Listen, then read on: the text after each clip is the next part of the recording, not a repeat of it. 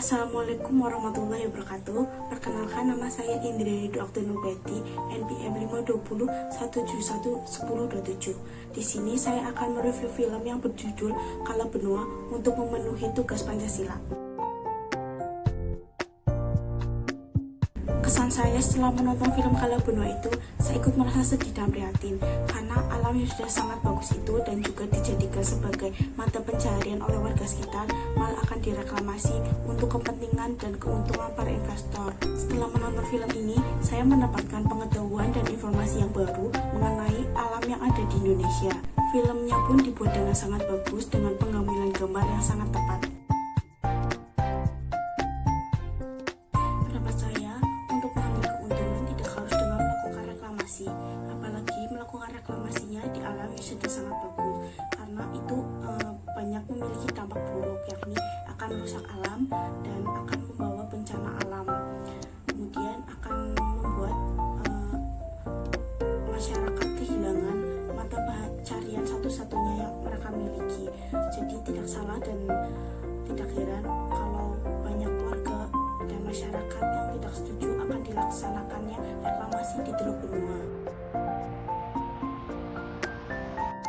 Informasi yang saya dapat, banyak masyarakat yang tidak setuju dengan diadakannya reklamasi di Teluk Benua karena akan mengancam mata pencarian satu-satunya yang mereka miliki dan juga dapat merusak alam sekitar. Pulau Bumi merupakan pulau yang terpadat di dunia yang dihuni sekitar 3.120 jiwa.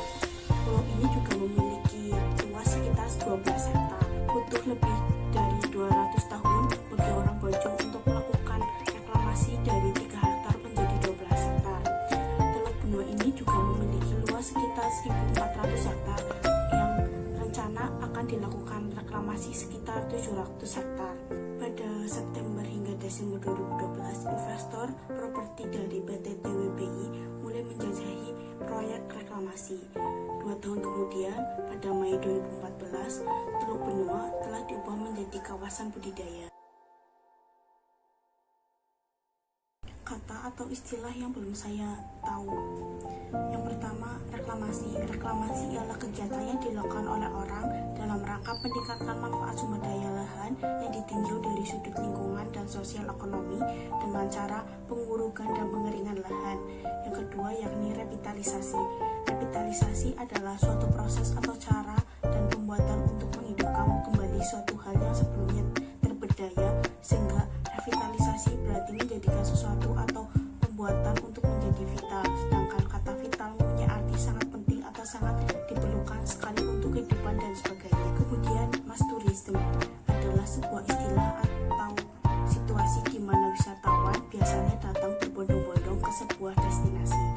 Situasi ini biasanya terjadi karena destinasi tersebut telah overexploit atau terkenal. Kemudian sesapu yakni berarti bersih. Kemudian amarah rasa yaitu kekuatan dalam batin. Saya mendapat info dari Liputan 6, yakni Kementerian Kelautan dan Perikanan atau biasa disebut dengan KKP terus mendorong untuk penyusunan rencana pengelolaan dan zonasi yang bertujuan agar melindungi keberadaan budaya maritim di Teluk Benua, Bali.